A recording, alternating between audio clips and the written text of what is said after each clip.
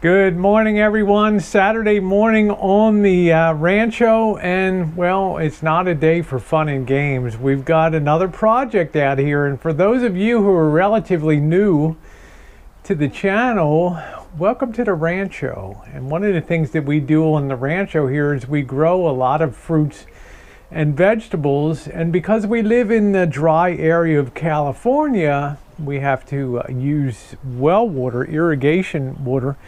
And the good news is we're one of the very last places in this city of 200,000 people that has a well besides a city water feed. The city 5-6 years ago encouraged everybody to cap their wells and get onto the city water feed. Well, it was more revenue for the Sonoma County Water Agency, but we resisted here and we've kept our well. And well, if I had to irrigate this property on a monthly basis with all of the vegetables and all the fruits that we grow here, it would probably cost $300 a month just for the H2O. It would not be cost effective, but using the well is problematic. Sometimes in a very dry year, by October, it sputters out. Our well has run dry, and we have to wait for the rainy season to get a recharge here. One of the other realities is of having the Rancho is we have irrigation lines that probably are, well, a quarter of a mile, probably 1,000 feet, 1,200 feet, 1,300 feet of irrigation lines here. Some of them are very old, some of them are very new, and the old ones tend to leak. So we'll go over here today. Missy Jen in her nightie here is showing where our latest leak is that has to be dug up, and we've got the well pressurized. Good morning, honey. Good morning. And there's the nymph of the garden here today. Yeah, there's where our latest leak is. So what I have to do, our irrigation lines, we're coming off of this pump over here. I'm gonna have to dig down here probably about 2 feet or so and find that leak and then cut out that section of pipe and replace it. Otherwise we lose a lot of our precious well water here, don't we?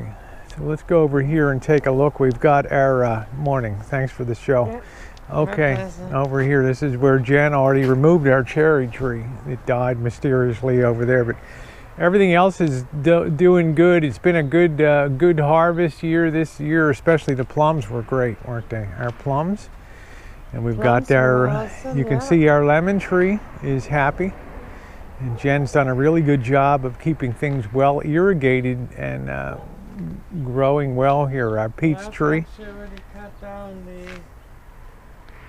Oh, you chopped the, we had the Seville orange tree, and because I don't want the Seville orange tree to get big, I'd like it to maintain. Chopped down everything. Wonderful. Well, this one didn't need it, just this one right here. That's all I wanted to have done was just this Seville. And they all had like spikes with long spikes. Yeah, there's some kind of outlier growth on them that causes weird, very heavy thorns. That's great. They were very weird.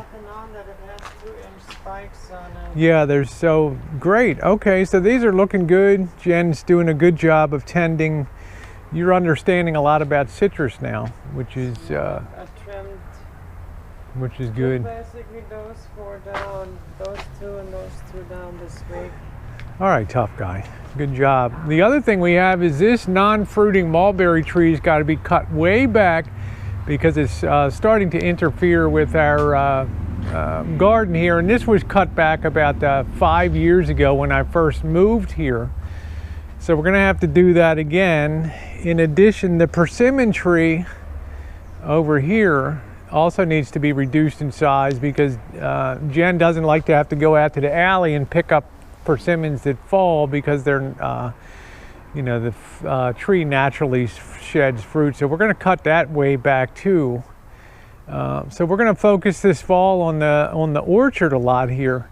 But in addition to that, all the length of here, and this is the length of the football field all the way back to the back. This is a big property in an urban area. We have irrigation lines that run down here that water the beautiful Ladybanks roses that get all filled with millions and millions of flowers. little tiny yellow roses. You all have really enjoyed that. In addition, all of the you can see our bottle brush over here on the side. They all use the irrigation water. Our hydrangeas, everything in the front, the lawn, all uses water here to keep it good. And also in the back, the irrigation lines run down the other 200 feet down the back side here. And you can see by the end of the line, the water peters out a little bit, and roses don't grow as well. The further east you go, the better they grow, because that's the closest to the well. But little by little, they're filling up here. So what I want to do today, I got my grubby gear on, is grab the shovel. And let's get digging, guys. We've got a project to do. We got a well irrigation line to fix. Okay?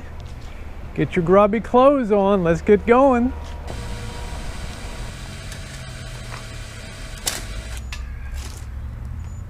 I think I'll get the wheelbarrow so I can keep the dirt in the wheelbarrow, the filled dirt.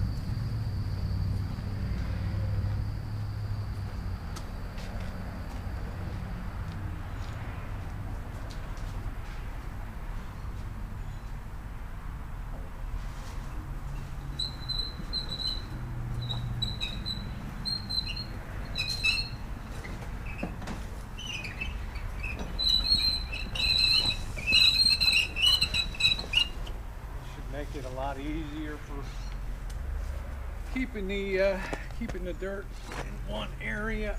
Oh. This helps you stay skinny. I can see water already down there as the well pump is on, so it's actually going to be bubbling up as I'm digging here. I want to be careful not to cut too many roots on the little mandarin, Kushu mandarin here. They produce such tasty little fruit.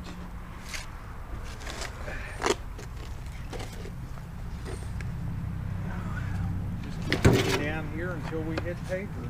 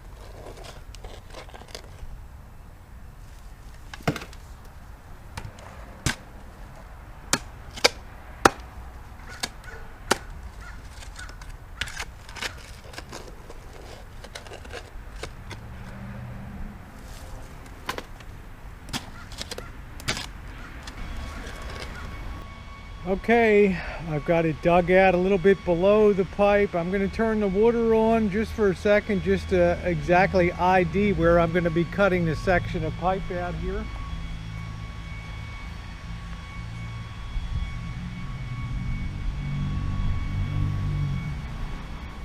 I don't have to turn it on high. Probably take a second to come up here.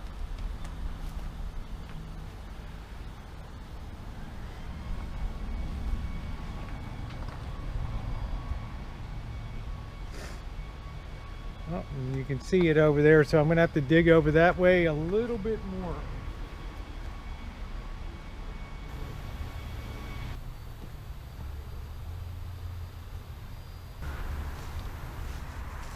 Okay.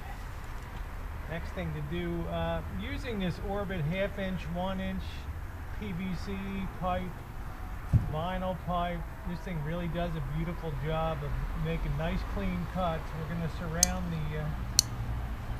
area where the brake is. We're going to get a clean cut on both sides if I can get this working right there. What's the beam?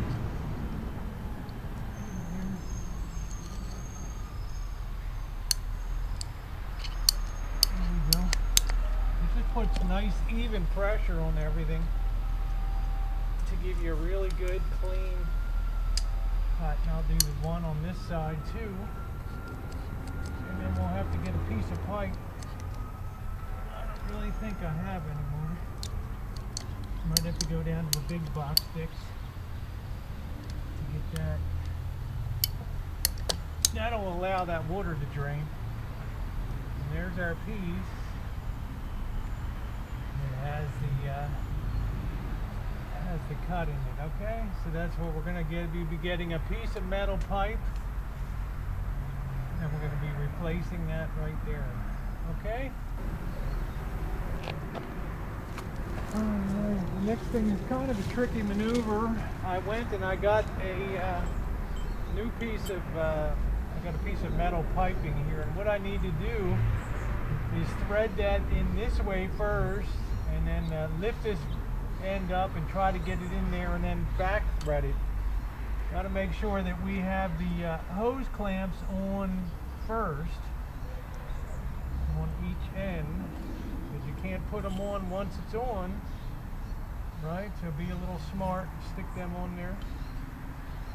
And we'll go ahead and might have to back cut that other piece a little bit and go ahead and thread that in that way.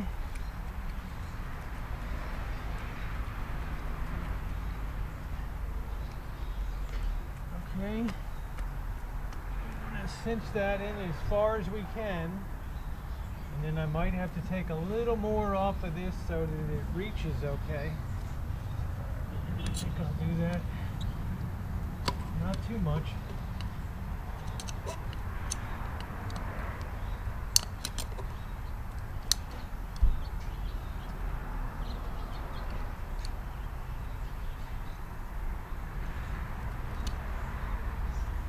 Too much here.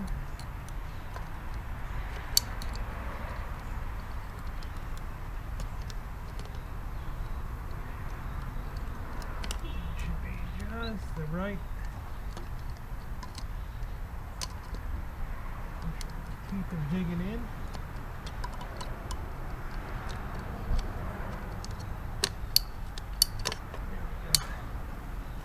We're gonna lift that up. Okay. What we had to make sure we do is not kink this on the back side. Now I have to go get the pipe wrench and then back that off so we put some threads into there, okay? I will be right back. I'll get the screwdriver too to tighten her up. Now we just back this baby off a bit.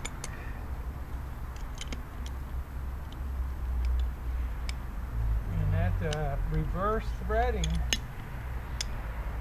really helps it seal well at both ends. Now we'll go ahead and take our clamp.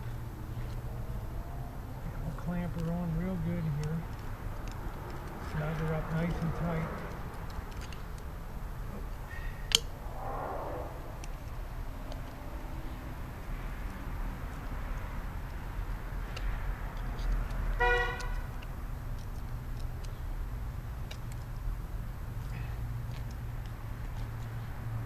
Nice and tight on there like that. And then we'll snug up the one on this end here.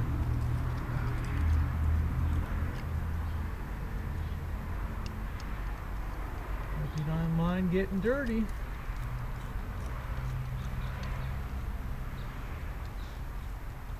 that thing snugged up real close on there. Get that clamp down real good. Okay, now let's give a test before we do the final clamp down. Ooh, yum yum.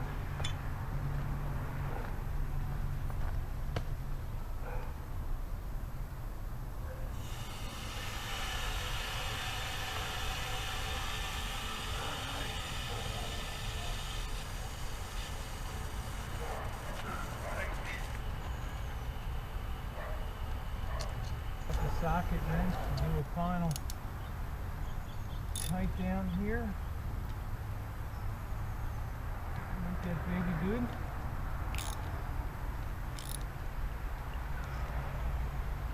I don't think that'll be leaking anymore.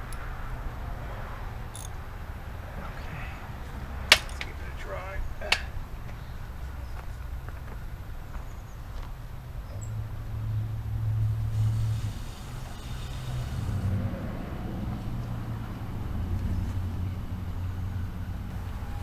You guys tired after all that? I am. Didn't take long for the bees to find it. Ooh. Water is very scarce around these parts. Okay. Now we just have to fill her up again.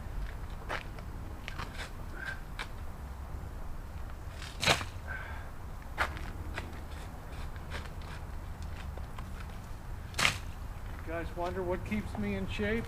Huh?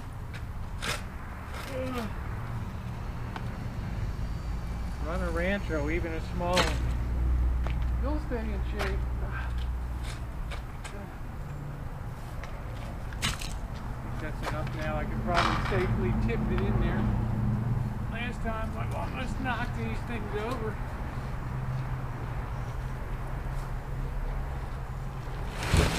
There we go. That's the way we do it.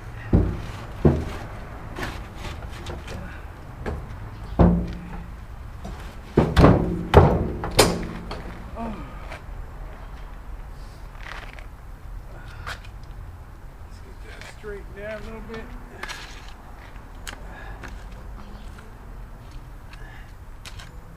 And of course, we'll mount it a little higher so it goes flat.